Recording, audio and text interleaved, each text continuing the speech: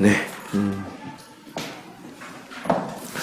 오늘은 50과의 내용을 함께 나누도록 하겠습니다. 그 전에 우리 지난 시간에 그리고 지지난 시간에 우리가 영과 혼과 육에 대해서 함께 살펴봤잖아요. 그래서 그 47챕터 바로 전에 있는 사진 그림들에 대해서 좀 설명을 제가 드릴게요. 그래서 그 내용을 좀 잠깐 보고 오늘 함께 나눌 내용을 보도록 하겠습니다. 그래서 그 46챕터에 보시면 마지막에 이제 요약 부분에 그림들이 이렇게 세 개가 있지 않습니까? 그래서 우리가 믿는 바가 무엇인가, 그리고 또 헬라 철학의 견해가 무엇인가, 그리고 또 그 헬라 철학의 근거를 하고 있는 삼분설을 주장했던 사람들이 이야기했던 바가 무엇인가라고 하는 것을 이제 그림으로 표현을 해놨는데, 제가 내린 결론은, 우리 또 강세현 성도님 같이 이야기를 하면서 내린 결론은, 첫 번째 사진에서의 이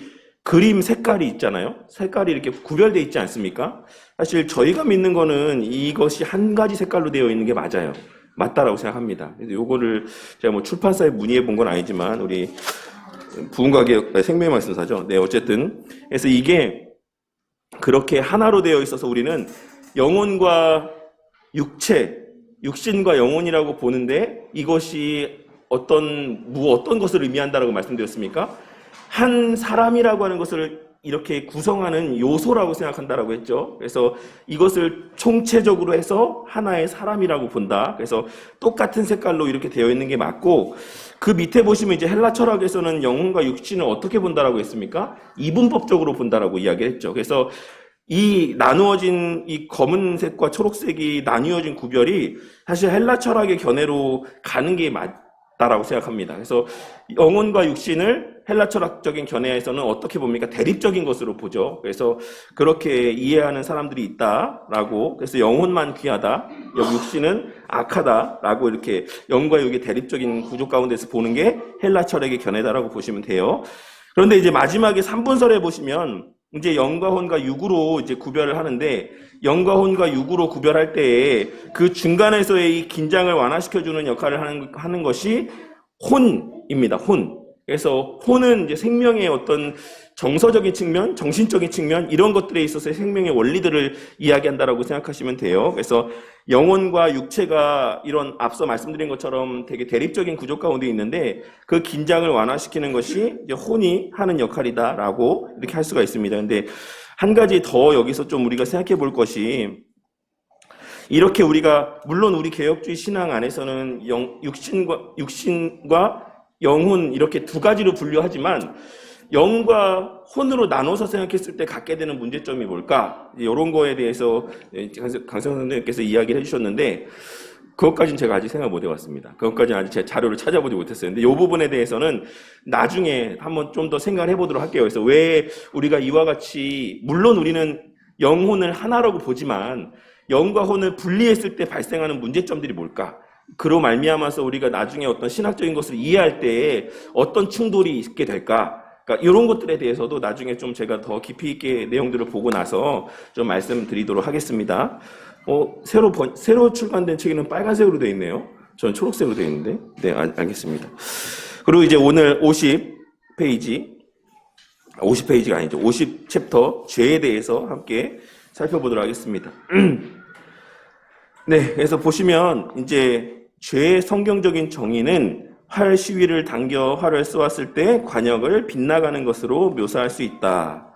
그래서 그 내용에 대해서 이야기할 때 제가 나눠드린 유인물을 보시면, 나눠드린 유인물 첫 번째에 보시면 죄는 하타 혹은 하마르티아라고 하는 표현으로 이제 표현이 되는데, 이 두 가지의 단어가 모두 공통적으로 빗나가다라는 뜻을 담고 있는 표현입니다. 그래서 성경에서 말하는 죄는 나쁜 짓을 한다라는 의미 이전에, 그러니까 그것이 왜 나쁜 짓이 되는가라는 것에 대해서 먼저 우리가 생각해 볼 필요가 있는 것이죠. 그래서 죄는 나쁜 짓을 한다라는 의미 이전에 하나님에게서 빗나간다라고 하는, 하나님의 뜻에서 빗나간다라고 하는 의미를 지니고 있다라고 할 수가 있습니다. 그래서 이 하마르티아라고 했을 때 이 표현은 아니다라고 하는 것을 의미하는 하라는 뜻하고, 이제 메로스, 갈비뼈, 구분, 반쪽, 이런 의미의 합성어라고 합니다. 그래서 그 본래의 제 짝이 아닌 그런 상태. 그러니까 본래 그것이 향해야 되는 그 반쪽으로서의 상태가 아닌 것과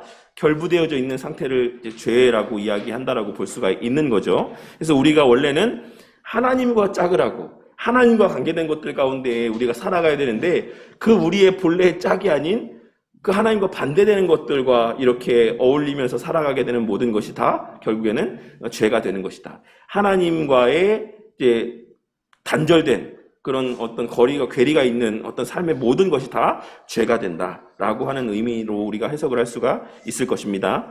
네, 그래서 다시 이제 책으로 돌아와서 보시면 죄의 성경적인 정의는 활 시위를 당겨서 화살을 쏘았을 때 관역을 빗나가는 것으로 묘사할 수가 있다. 여기서 말하는 빗나간 목표는 조준판의 표적이 아니다. 그것은 하나님이 주신 율법의 규범을 말한다. 하나님의 율법은 하나님 자신의 의를 표현하며 우리의 행동의 궁극적인 기준이 된다라고 할 수가 있습니다. 즉, 그 기준에 이르지 못하면 죄가 되는 것이다 라고 할 수 있습니다. 그래서 기준에 이르지 못한다라고 하는 것에 있어서는 이제 아예 행하지 않는 것만 의미하는 게 아니죠. 행하되 그 기준에 충족되어야 되는 기준 가운데 충족되지 못하는 것도 죄다라고 하는 의미가 담겨 있습니다. 그래서 그 내용을 뒤에서 좀 더 다루도록 할게요. 성경은 하나님의 영광에 이르지 못한다라는 관점에서 죄의 보편성을 말한다. 모든 사람이 죄를 범하였음에 하나님의 영광에 이르지 못하더니 라고 했을 때는, 그러니까 뭐 적극적으로 죄를 범하는 사람들이 있기 때문이기도 하지만 우리가 주변에서 봤을 때 그렇게 적극적으로 죄를 행하는 사람만 있지 않잖아요. 우리 주변에 보면 나름대로는 선을 행하는 사람들도 있지 않습니까? 정말 우리가 예전에도 제가 말씀드렸던 것처럼 흔히 우리가 법 없이도 살 사람, 저 사람은 법 없이도 살 사람이야 라고 표현할 정도로 정말 너무나도 그 자신의 그 주신 양심에 따라서 한치의 우리가 그런 표현도 쓰잖아요. 하늘을 우러러 한 점 부끄러움이 없이 막 그렇게 사는 사람들도 우리 눈에 보기에 그런 사람들도 있잖아요. 근데도 성경이 말할 때는 뭐라고 이야기합니까? 모든 사람이 죄를 범하였음에 하나님의 영광에 이르지 못한다라고 이렇게 이야기하고 있잖아요. 그러니까 여기서의 말하는 그 죄라는 관점은 하나님의 영광에 이르지 못한다라는 관점에서의 죄를 이야기하고 있는 거예요. 적극적으로 죄된 행위를 하는 것뿐만 아니라 우리가 선을 행하기 위해서 열심을 낸다라고 할지라도 우리가 행하는 선을 행함이라고 하는 것이 하나님께서 요구하시는 그 기준 가운데까지 선을 행할 수 있는 사람이 있습니까? 없습니까? 없는 거죠. 그런 측면에서 하나님의 영광에 이르지 못한다라는 관점에서 죄의 보편성을 말하는 것이다. 그러니까 모든 사람이 죄인이다라고 하는 것은 모든 사람이 행하는 것이 너무나도 지극히 악하다라고 하는 것만을 의미하는 것이 아니라 선을 행하며 살아가는 사람이라고 할지라도 그 선이 하나님의 원하시는 기준점 가운데 충족되지 못하기 때문에 그 사람이 행하는 것은 본질적으로 그러니까 결국 그것은 죄로 하나님 앞에 여겨질 수밖에 없는 것이다 라고 하는 것을 말씀을 하고 있는 것입니다. 완벽한 사람은 없다 혹은 잘못을 범하는 것은 인지상정 아닙니까 이거? 인지상사라는 표현도 있나요? 제가 몰라가지고. 네. 인지상사라는 말은 뭐 한자로는 있을 수 있는 말인 것 같습니다. 일사자라고 해서. 네. 죄의 보편성을 인정한 말이다. 즉, 우리 모두는 구속을 필요로 하는 죄인들이다. 죄는 이성적인 피조물에게 규칙으로 주어진 하나님의 법을 순종함에 있어서 부족하거나 위반하는 것이라고 정의가 되어 왔다라고 할 수가 있습니다. 이 정의에는 세 가지의 중요한 측면이 있다. 그런데 이렇게 하나님의 법을 순종함에 있어 부족하거나 위반하는 것이 죄다라고 하는 것이 또 어디에 근거해서 우리가 생각할 수 있겠습니까? 그 나눠드린 유인물 보시면 우리 12문답의 말씀을 한번 보도록 할게요. 12문답. 네, 우리 이거 언제? 예, 우리 대학청년부 이번에 성역공부 때 12문답, 14문답 함께 나눴었죠. 12문답. 네, 그 내용 중에 12문답의 내용에 보시면 사람이 창조받은 지위에 있을 때 하나님께서 그를 향하여 섭리하시는 중 어떤 특별한 행동하셨습니까? 라고 질문하고 있는데 거기에 대해서 답하기를 하나님께서 사람을 창조하신 후에 어떤 순종을 조건으로 그와 생명 언약을 맺으셨다라고 말씀했습니까? 완전한 순종을 조건으로 그와 생명의 언약을 맺으시고 선악을 알게 하는 나무의 실과를 먹는 것을 사망의 벌로써 금하셨다라고 이야기를 하고 있죠. 그러니까 하나님께서 우리에게 요구하시는 순종이라고 하는 것은 완전한 순종인 것이에요. 완전한 순종. 근데 그렇기 때문에 완전한 순종에서 조금이라도 벗어난 것은 다 뭐가 된다? 죄가 되는 거죠. 아시겠습니까? 그런 내용들을 좀 기억을 하시고, 그래서 이제 밑에 보시면 뒤 페이지에 이 정의 가운데 하나님의 말씀에 순종함에 있어서 부족하거나 위반하는 것이다라고 하는 이 죄의 정의에 있어서 세 가지의 중요한 측면이 담겨 있다. 첫째, 죄는 순종이 부족한 것을 말한다. 그것은 하나님의 것을 따르지 않는 것이다. 예를 들어서 하나님께서 이웃을 사랑하라고 명하셨는데 그렇지 않았다라고 한다면 그것은 죄다. 그러니까 하나님 말씀에 금하신 것을 행하는 것도 죄지만 하라고 하신 것을 하지 않는 것도 죄고, 또 여기에서는 좀 이 의미들이 좀 약간 약하게 좀 표현이 되고 있는데, 우리가 이웃을 사랑하면서도 사랑을 함에 있어서도 조금이라도 부족하게 사랑하는 것도 다 결국에 하나님 보실 때는 뭐다? 죄입니다, 죄.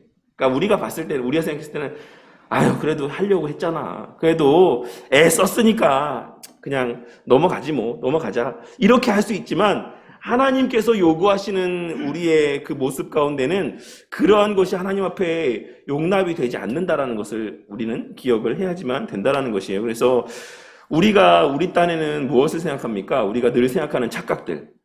우리는 그래도 주일에 앉아서 예배를 드리니까 우리가 다른 사람들보다, 예배 안 드리는 사람들보다는 좀 낫지, 우리가 좀 더 선한 사람들이지 라고 하는 착각들이 우리 가운데 있을 수 있는 겁니다. 근데 우리가 이 자리에서 예배를 드리고 있어도 우리가 그리스도의 우리에게 전가된 의가 없이는 우리는 바깥에서 예배 드리지 않는 사람이나 우리나 똑같이 큰 틀에서는 다 뭐다? 죄인인 거예요. 죄인.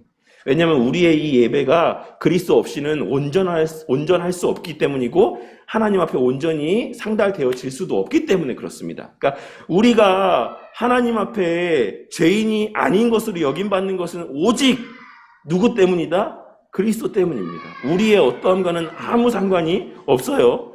우리 안에는 사실 이런 우열이 있을 수 있어요. 우리 안에는. 근데 그 우열이라고 하는 것이 하나님 보셨을 때는 사실 어떻게 보여진다? 50보 100보 도토리 키재기와 같다라고 할 수가 있는 겁니다. 아시겠죠? 둘째, 법을 위반하는 것이다. 이것은 이제 대놓고 위반하는 것을 이야기하죠. 이거는 우리가 잘 알고 있는 일반적인 죄에 대한 정의입니다. 그래서 성도님들이 알고 있는 죄는 대부분 이 둘째에 속하는 거예요. 하나님이 사랑하랬는데 사랑하지 않은 거, 미워하지 말랬는데 미워한 거, 도둑질하지 말랬는데 도둑질한 거, 살인하지 말랬는데 살인하는 거, 이런 것들이 우리가 생각했을 때 죄라고 생각하는 개념인 거죠. 근데 우리가 생각하는 죄의 개념은 너무나도 협소하다. 하나님이 보실 때 죄의 개념은 그보다 훨씬 더 넓다라고 하는 것을 우리가 기억해야지만 되는 것이고, 그러니까 그렇기 때문에 성경이 계속해서 뭐를 지적하냐면 우리의 죄인됨에 대해서 계속 지적하는 거예요. 왜? 죄가 있는 곳에 은혜가 크기 때문에 그렇습니다. 죄가 죄인됨을, 그것을 인지하지 못할수록 우리가 결국에는 하나님이 나에게 베푸신 은혜가 무엇인지를 잘 몰라요. 왜? 내가 죄인인 것을 잘 모르니까. 내가 어떤 은혜를 받았는지 잘 모르니까. 그래서 그 은혜가 다 뭐라고 생각합니까? 다 그냥 잘 먹고 잘 사는 게 은혜다라고만 생각하는 거예요. 본질적인 죄 문제와 관계된 것에 대한 은혜의 체험이 없는 겁니다. 근데 성경은 계속해서 하나부터 열까지 우리의 뭐에 대해서 이야기를 하냐면 너희는 죄인이야 라고 하는 것을 계속해서 말씀하고 있는 거예요. 너희들이 법을 어겨서도 죄인이지만 순종함에 있어서도 부족할 수밖에 없기 때문에 너희는 죄인이야 라고 하는 것을 계속해서 우리에게 말씀하고 있는 겁니다. 셋째, 죄는 이성적인 피조물에 의한 행동이다. 우리는 하나님의 형상대로 지음받은 피조물이기 때문에 자유롭게 도덕적인 행동을 취할 수가 있다. 가령 그러다는 것을 알면서도 어떤 일을 행할 때 우리는 하나님의 법에 불순종하고 죄를 짓는 것이다. 그래서 우리가 이 말이 의미하는 바의 핵심은, 요지는 뭐냐면 결국 우리가 죄를 짓는 게 하나님께서 그렇게 우리를 죄를 짓게 하시는 게 아니라 우리가 스스로 죄를 짓는 것이다라는 것을 말씀하고 있는 겁니다. 그래서 그 책임을 우리가 하나님에게 떠넘길 수 있다 없다? 없다라는 것을 말씀하고 있는 거예요. 전통적인 가톨릭 신학은 대죄란 영혼 속에 있는 은혜를 죽이는 것이므로 고해성사를 통해서 새로운 칭의를 받아야지만 된다라고 이야기를 합니다. 반면에 소죄는 그보다 덜 심각한 것으로 구원하는 은혜를 파괴하지 않는다라고 이야기를 한다고 합니다. 그래서 제가 이 내용을 더 깊이 있게 보지 못했는데, 그래서 저는 고해성사를 그렇게 대죄에 대해서 고해성사를 한다라고 생각하지 못했어요. 저는 지금까지 알기로는 그냥 죄를 짓는 모든 사소한 죄도 다 고해성사를 한다라고 생각했거든요. 근데 여기서는 그렇게 얘기를 하고 있네요. 이 내용들은 제가 나중에 좀 기회가 되면 가톨릭 신앙을 제가 잘 몰라가지고, 근데 어쨌든 요런 거를 한번 좀 더 깊이 있게 좀 보고 또 말씀드리도록 할게요. 반면에 개신교는 로만 가톨릭 신학에 있는 어떤 소죄나 대죄 이런 구분을 받아들이지 않는다. 존 칼빈은 하나님을 거역하는 모든 죄는 죽어 마땅하다는 점에서는 대죄이지만 어떤 죄도 그것이 믿음으로 말미암은 칭의를 무너뜨릴 수 없다라는 의미에서 대죄가 아니다라고 이야기를 했습니다. 그런데도 불구하고 성경은 어떤 죄는 다른 죄에 비해서 더 극악하다라고 이야기를 합니다. 우리 이것에 대해서 예전에 한번 본 적이 있지 않나요? 그래서 우리 나눠드린 유인물 한번 보도록 할게요. 그래서 일단 소요리문답 13문답에 보시면 죄가 무엇인지에 대해서 소요리문답은 뭐라고 이야기하고 있냐면, 죄는 하나님의 법을 순종함에 있어서 부족한 것이거나 혹은 그 법을 어기는 것, 이것이 이제 죄다라고 이야기를 하죠. 저는 이 소요리문답의 표현이 더 정확한 표현이라고 생각해요. 스프롤 목사님이 이야기하고 있는 것, 요 내용들도 충분히 잘된 설명이긴 하지만 우리 성도님들이 이해하실 때는 소요리문답에 있는 13문답의 내용이 죄가 무엇인지를 이해하는 데 있어서 더욱더 좀 쉽게 이해가 될 수 있을 거라고 생각합니다. 네. 그래서 이어지는 내용을 보시면 대요리 문답의 내용을 한번 보도록 할게요. 그래서 150문답하고 151문답이에요. 성경은 어떤 죄는 더 극악하다라고 이야기하는데, 그럼 어떤 죄가 더 극악하냐라고 했을 때 150문답과 151문답을 한번 보도록 하겠습니다. 하나님의 법을 어기는 죄는 그 자체로서, 그리고 하나님 앞에서 똑같이 악합니까?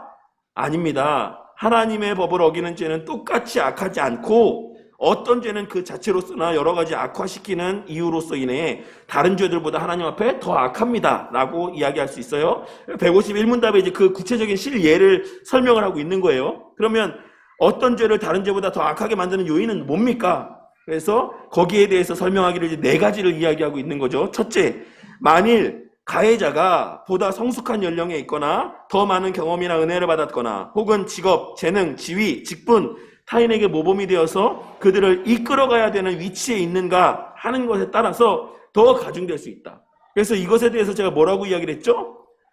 목사 같은 위치에 있는 사람들, 교사의 위치에 있는 사람들, 장로의 위치에 있는 사람들, 권사의 위치에 있는 사람들, 그러니까 직분자로서의 위치에 마땅히 그런 일들을 하지 말아야 되고 해야 될 것을 해야 되는 위치에 있는 사람들이 짓는 죄는 더 심한 죄다라고, 하나님께서 보실 때 더 악하게 보는 죄다라고 이야기하고 있는 거예요. 청년 회원들이 잘못된 행동을 하는 것과 장로가 잘못된 행동을 하는 것을 나란히 놓고 봤을 때 하나님께서는 장로가 잘못하는 걸 더 크게 본다. 목사가 잘못하는 것을 놓고 보고 일반적인 성도들이 하는 잘못에 대해서 볼 때 목사가 행하는 범죄를 하나님께서 더 크게 보신다 라고 하는 것을 말씀을 하고 있는 겁니다. 그러니까 이 얘기를 보다 보니까 제가 최근에 그 데이빗 차라고 하는 사람인가, 차였나? 어쨌든 그런 사람이 있어요. 감선교회라고 하는 선교단체가 있는데, 그 감선교회라는 선교단체는 되게 세대주의적이고 이 신사도 운동 계열에 있는 선교단체입니다. 그래서 그 코로나를 지나면서 그 선교단체가 엄청 떴대요. 그리고 젊은 친구들이 거기에 엄청나게 많이 이제 뭐 집회 가운데 참석을 하고, 그 데이비드 차라고 하는 사람이 쓴 책이 베스트셀러가 되고 막 엄청 많은, 제가 막 그래서 그 이야기를 듣고 나서 한번 책을 검색해 봤더니 평점이 막 4.9점이고 막 이렇더라고요.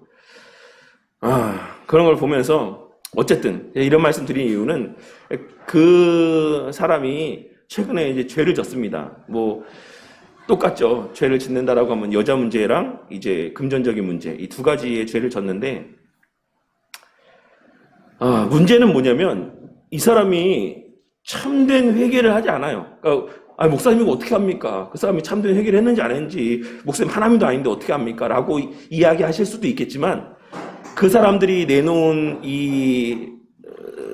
그 해명문들을 보면 성도님들이 아마 한번 판단을 해보세요. 그 사람이 가정이 있습니다. 아내가 있고 아이들이 있어요. 근데 그 선교 단체에 있는 젊은 간사하고 외국에 유럽 여행을 다니면서 뭐 200만 원짜리 막 신발을 신고 뭐 커플 신발을 신고 길거리에서 둘이 뽀뽀를 하면서 사진 찍었더라고요. 허리를 아주 그냥 뱀처럼 휘감아가지고 그냥 막 허리가 막 이렇게 휘었어요. 그렇게 끌어안고 사진을 길거리에서 찍은 거예요. 막 그런 사진들이 막 있고 막 했습니다. 이제 그게 막 문제가 터진 거예요. 막 하와이에 뭐 50억짜리 뭐 집을 사고 막 그 선교의 돈으로 뭐 이런저런 했는데 거기에 대해서 막 이렇게 해명들을 글을 내놨는데 그분이 이제 거기에 대해서 처음에 첫 마디에 쓴 내용이 제가 하나님에 대해서 너무 죄송합니다. 회개합니다. 라고 이야기하고 그 다음에 그 사람이 또 용서를 구한 사람이 누구일 것 같습니까? 누구에게 잘못했다. 누구에게 죄송하다. 누구에게 해야 죄송하다라고 이야기해야 되는 게 맞다라고 생각하세요? 그쵸? 근데 이 사람은 그 여자한테 죄송하다라고 했어요. 나 때문에 이런 구설수에 오르게 돼서 내가 그 자매한테 너무 미안하다. 그리고 그 해설문이 끝날 때까지, 그 해명문이 끝날 때까지 아내와 자식에 대한 이야기는 이런 방구도 없었습니다. 자기가 이제 앞으로 똑바로 하겠다, 잘하겠다, 뭐 이렇게 하고서 이제 끝낸 거죠. 그 글을 보고 어떤 목사님이 이 회개는 참된 회개가 아니다. 우리의 하나님 앞에서의 참된 회개라고 하는 것은 예전에도 제가 미량과 관련된 것에 대해서 말씀드렸잖아요. 우리의 참된 회개라고 하는 것은 물론 하나님에게 하는 게 맞지만 우리가 어떤 상대방에 대해서 피해를 끼쳤거나 누구에게 대해서 해를 끼친 부분이 있으면 그 사람에 대한 피해 구제와 회복에 대한 노력들을 하는 게 참된 회개입니다. 근데 이 사람은 이제 그거에 대한 게 다 빠진 거죠. 제가 이런 말씀을 드리는 이유는 그런 위치, 지도자급에 있으면서 막 엄청나게 강연을 다니고 막 피를 토하듯이 막 설교를 하면서 막 정신 똑바로 차려라 말세의 때 우리가 지금이 마지막 때다 종말의 때다 너희들이 막 진짜 마지막 그 제3성 그러니까 이 사람들이 하는 일이 뭐냐면 헌금을 막 걷어서 그 유대인들 전 세계에 흩어져 있는 유대인들을 이스라엘로 귀환시키는 일들을 이 사람들이 해요. 이스라엘의 회복에 대해서 자꾸 이야기하고 제3성전이라는 것에 대해서 자꾸 이야기하고 성경을 아주 문자적으로 해석을 하는 거죠. 그러니까 그런 돈을 갖고서 이제 그렇게 그런 데다 쓰고 아무 의미 없는 행동들. 거기다가 성도들의 피땀이 담겨있는 헌금을 쓰고 자기는 그렇게 또 호의호식하고 이제 그러는데 하나님께서 보실 때 그와 같이 지도자급에 있는 사람들의 죄에 대해서 더욱더 민감하게 보신다라고 하는 것을 좀 기억할 수 있어야지만 됩니다. 그래서 저도 누구한테 그렇게 자랑스럽게 이야기할 만큼 모범적인 삶을 사는 건 아니지만 저나 또 우리 성도님들 모두가 또 다른 믿지 않는 자들에 비해서는 더 많은 책임을 부여받은 자들, 그러니까 우리가 흔히 말해서 성경적으로 표현했을 때 빚진 자들과 같아. 우리가 그들보다 먼저 복음의 은혜를 받아 누리는 그러한 은혜 가운데 살아가는 자들, 그러한 책임이 우리 가운데 있는 자들인 것을 기억하고 늘 우리가 행동하는 데 있어서 또 불신자들이 보는 앞에서도 말 한마디 행동 하나를 함에 있어서도 좀 조심하는 모습들을 나타내 보일 수 있어야지만 됩니다.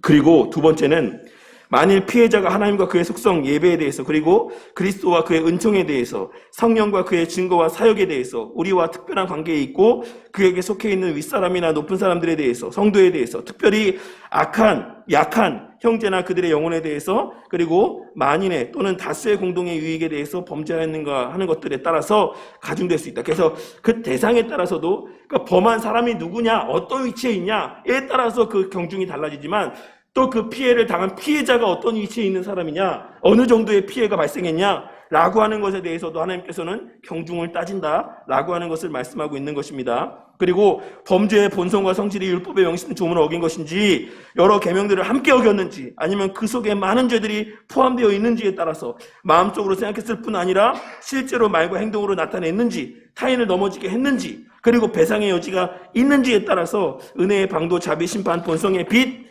양심의 가책, 공사간의 권면, 구의 권징, 정부의 징벌에 역행하는지에 따라서 그리고 우리의 기도와 목표 하나님 혹은 사람들에 대한 약속과 서원과 계약 및 의무에 역행하는지에 따라서 그리고 의도적으로 의지적으로 뻔뻔하게 파렴치하게 자랑스럽게 싹하게 빈번하게 완고하게 즐겁게 계속해서 또는 회개한 후에 다시 범죄했는지에 따라서도 가중이 됩니다.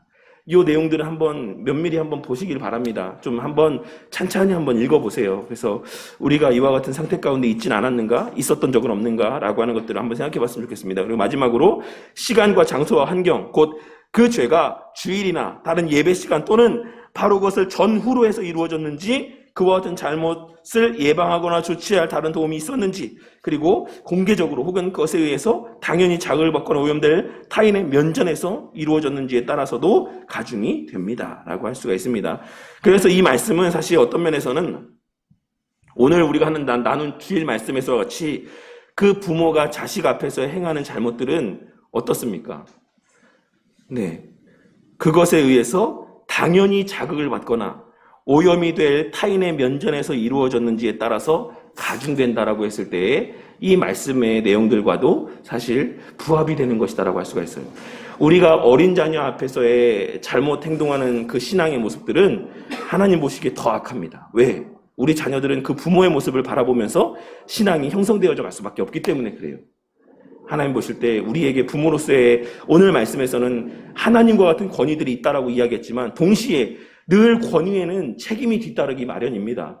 그만큼의 권위를 주셨을 때에 그만큼의 자녀들 앞에 끼칠 영향력이 크다라는 것을 기억하고 부모는 자식들 앞에 자식들이 보는 그 시선을 부모도 자식의 시선을 하나님의 시선과 같이 여기며 살아갈 수 있어야지만 돼요. 왜냐하면 하나님께서 그 부모의 자식 앞에서의 그 면전 앞에서의 죄를 더 중하게 보시기 때문에 그렇습니다. 그래서 우리가 대죄 소재 이런 식으로 로만 카톨릭의 기준대로 나누진 않지만 하나님 보실 때 더 중한 죄, 파급력이라든지 그 피해 당사자라든지 그 죄를 범하는 사람이라든지 이 여러 가지 상황에 따라서 더 심각하게 보시는 죄의 모습들이 있다라고 하는 것을 꼭 기억하시기를 바라겠습니다.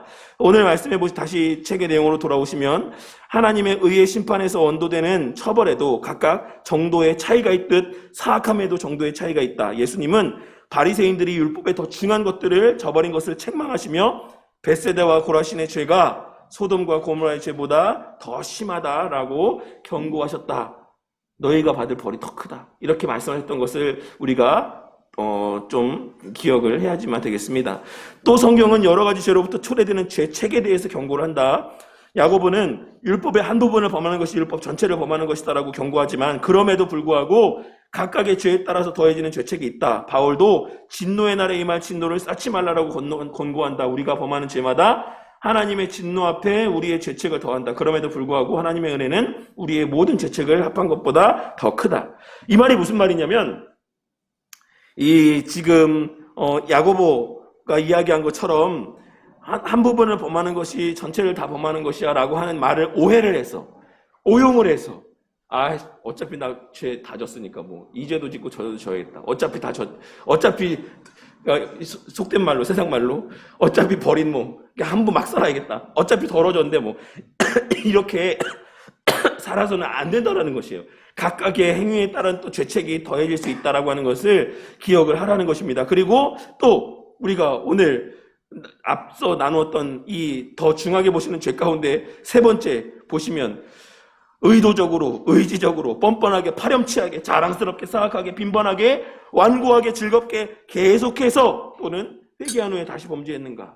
이런 것들에 대해서 죄는 하나님께 더 중하게 보신다는 것을 기억을 하고 우리가 물론 하나의 죄에 불순종한 것도 하나님 보시기에는 죄이지만 내가 그렇게 죄를 졌다라고 해서 어차피 뭐 이 죄 하나 더 짓는다고 뭐 크게 뭐 달라지나 라고 생각하면서 죄를 짓는 거 그 엄밀한 의미에서는 참된 거듭난 자의 모습이라 할 수 없고 하나님께서 그런 모습을 또한 기쁘게 보시지 않는다. 똑같이 보시지 않는다.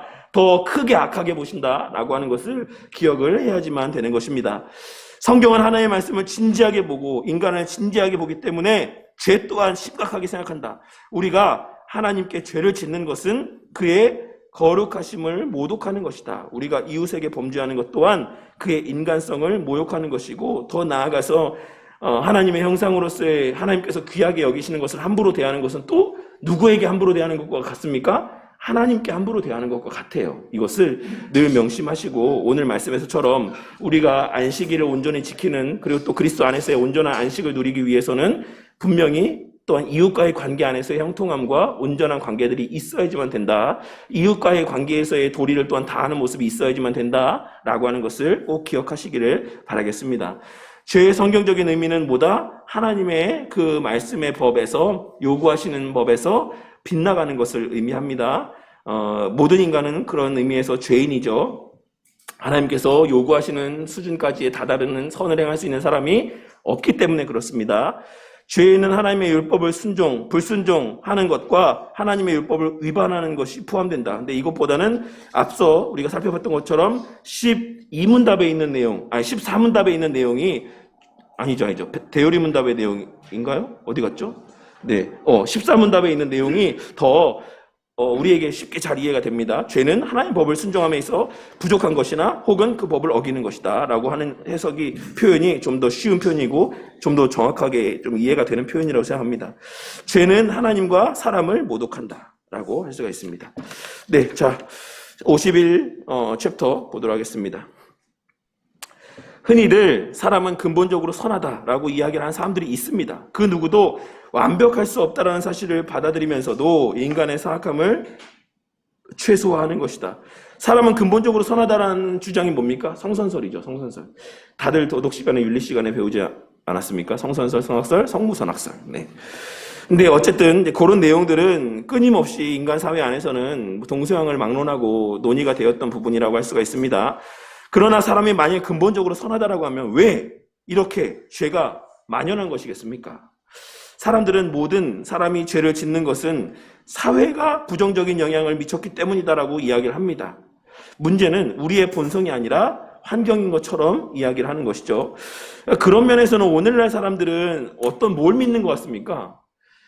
성무선악설을 좀 많이 믿는 것 같아요. 그 자라오는 환경에 따라서 어떤 사람은 악인이 되기도 하고 어떤 사람은 선한 사람이 되기도 한다. 이런 주장을 좀 많이 좀 믿는 것 같습니다.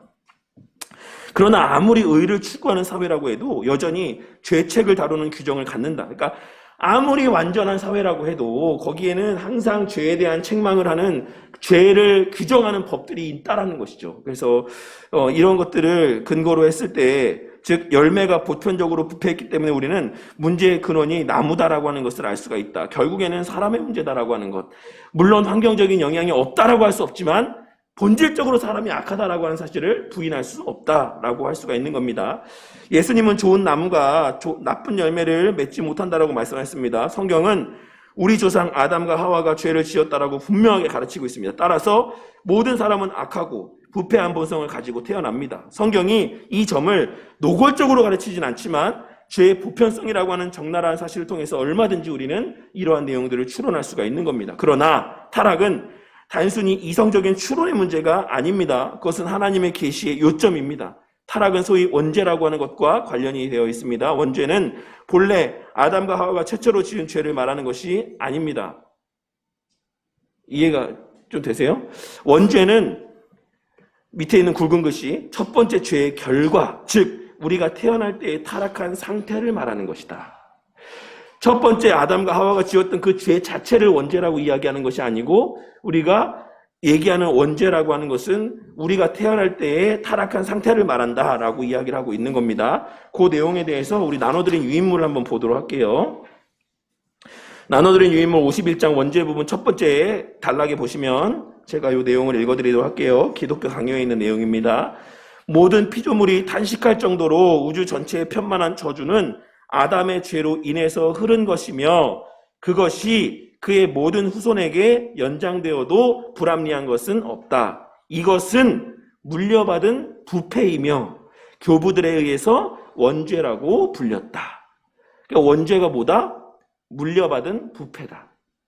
그래서 지금 스프롤 목사님이 이야기하고 있는 것처럼 원죄는 그냥 아담과 하와가 지었던 그 죄 자체를 이야기하는 것이 아니라 그 죄로 말미암는 결과, 즉 우리가 태어날 때의 타락한 상태를 원죄라고 이야기하는 것이다. 그래서 원죄에 뭐가 포함된다라고 이야기했죠? 그 결과에는 뭐가 포함된다? 죄책과 오염이 포함되어 있다. 제가 이렇게 말씀을 드렸어요.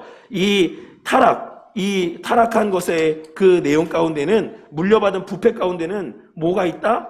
죄책과 오염이 있다. 라고 이렇게 이해를 하시면 되겠습니다. 최초의 타락은 성경에서 볼 수 있다.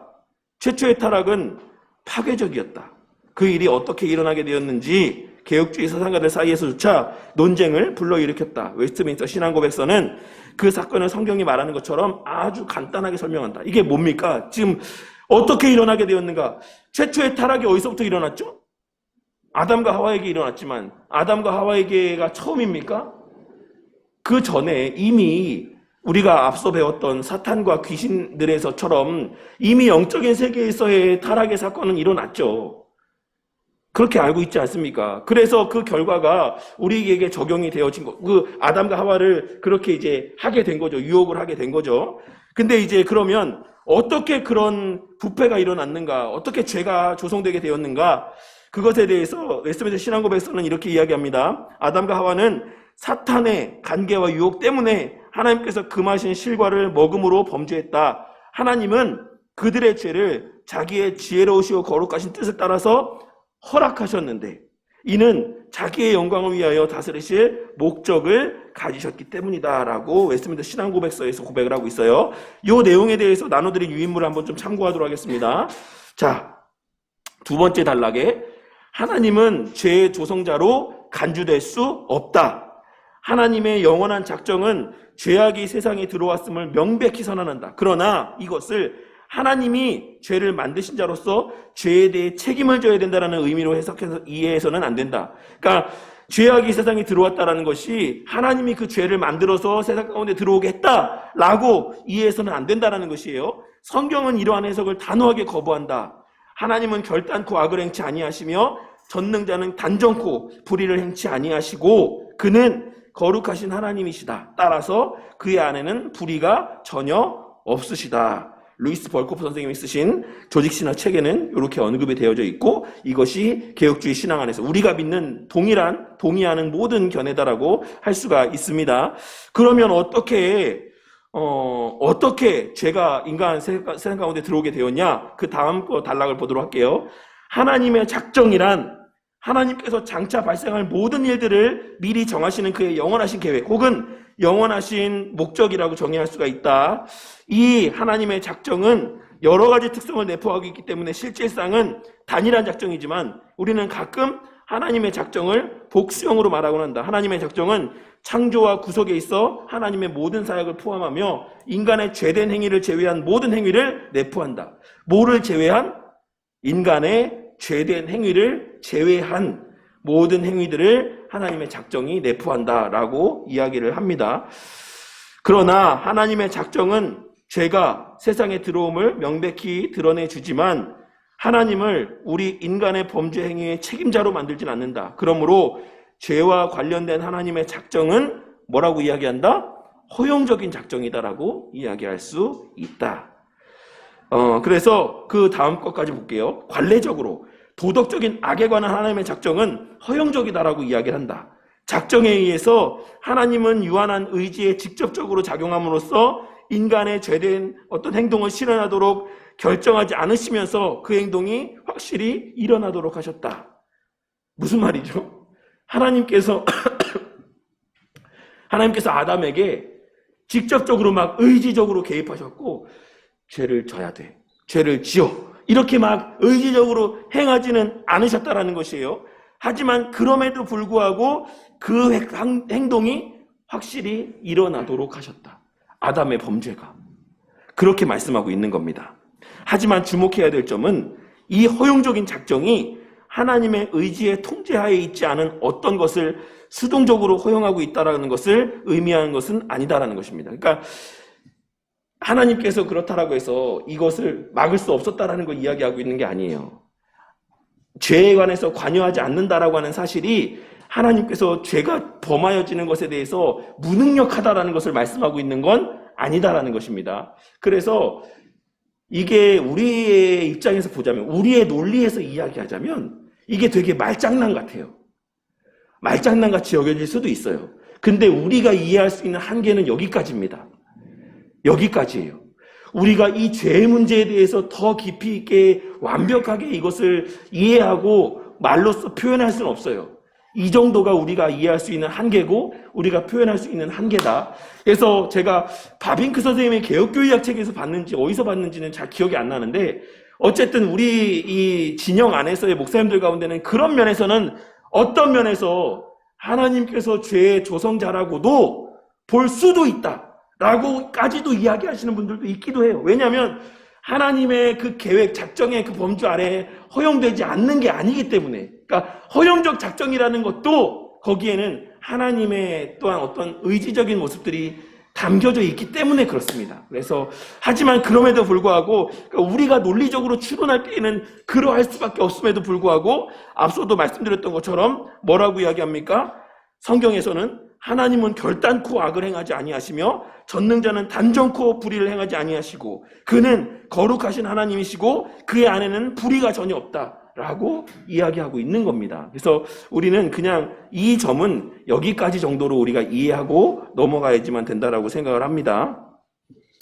네, 그리고 이제 다시 책으로 돌아와서 이와 같은 타락의 결과는 아담과 하와를 넘어서 모든 인류에게 영향을 미쳤을 뿐만 아니라 모든 인류의 죽음을 가져왔다. 우리는 아담 안에서 죄인이다. 우리는 각 사람이 언제 죄인이 되었는가라고 질문할 수 없다. 모든 인간이 죄 있는 상태에서 태어났기 때문이다. 즉 인간은 아담과의 연계성 때문에 하나님 보시기에 악하다.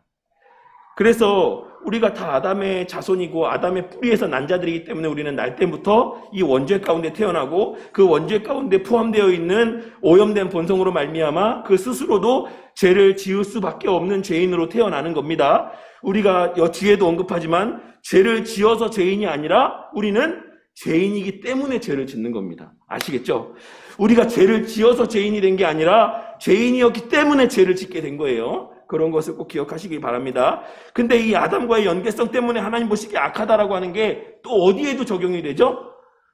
하나님께서 이거를 아마 이정규 목사님이 그 새가족반 책에서 언급했던 것이었는지 제가 딴 책에서 봤는지 모르겠는데 어쨌든 하나님께서 하와를 창조하실 때 하와를 어떻게 창조하셨습니까? 하나님께서 하와를 아담처럼 똑같이 흙으로 지으시고 코에 생기를 넣으셔서 하와를 만드실 수 있었는데 하나님께서 하와를 그렇게 짓지 않으시고 왜 하나님께서 하와를 아담의 갈비뼈를 굳이 취해갖고 만드셨어요? 왜? 왜 그랬다고 생각하십니까? 만약에 하와가 객체였다. 아담과의 관련이 없는 존재였다. 하나님께서 별도로 지으신 하나의 생명이었다라고 하면 아담의 대표성 가운데 하와는 적용이 됩니까? 안 됩니까? 그 육신을 통해서의 대표성이 있습니까? 없습니까? 없죠.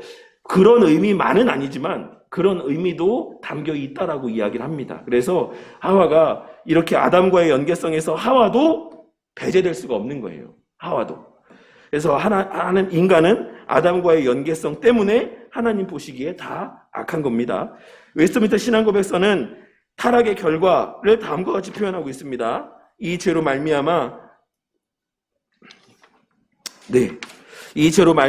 그들은 본래 가졌던 의로움과 하나님과의 교통에서 떨어졌고 그리하여 죄로 죽었으며 모든 기능과 영혼과 육신이 더러워졌다. 그들은 모든 인간의 뿌리가 되므로 이 죄를 범한 죄과는 그들로부터 보통의 생육법으로 나는 모든 후대 자손들에게까지 돌려져 그들에게도 죄로 인한 같은 죽음과 부패한 성품이 전달이 되었다. 이 원부패성 때문에 이것을 우리는 오염이라고도 이야기를 합니다. 부패성 때문에 우리는 병들었고 불구가 되었고 모든 선한 것을 대적하고 모든 악한 것을 전적으로 따라가는데 이 원부패성에서 실제로 짓는 모든 죄가 나온다. 이 죄가 뭡니까? 자범죄인 거예요. 자범죄. 네. 그래서 언제는 뭐를 포함한다? 죄책과 오염을 포함한다. 그래서 그 오염 가운데 우리는 자범죄, 스스로 짓는 죄를 범하면서 살아가게 되는 것입니다. 그래서 본래 가졌던 처음에 첫 줄에 있는 본래 가졌던 의로움과 하나님과의 교통에서 떨어졌다라고 했을 때 여기서 잃어버린 세 가지의 직분적인 요소가 뭐겠습니까? 왕과 선지자와 제사장으로서의 모습을 상실하게 된 거죠. 그 왕과 선지자와 제사장이 갖고 있었던 그 특권들을 상실하게 되었다라는 것이 이 의로움과 하나님의 교통에서 떨어지게 되었다라는 표현으로도 언급이 되어지고 있는 겁니다. 이 마지막 문장이 매우 중요하다. 우리는 죄를 짓기 때문에 죄인이 아니다. 죄인이기 때문에 죄를 짓는다. 그런 까닭에 다윗은 내가 죄악 중에 출생하였으며 어머니가 죄 중에서 나를 잉태하였나이다. 라고 한탄을 했던 겁니다. 이 내용에 대해서만 이제 함께 살펴보고 마치도록 할게요.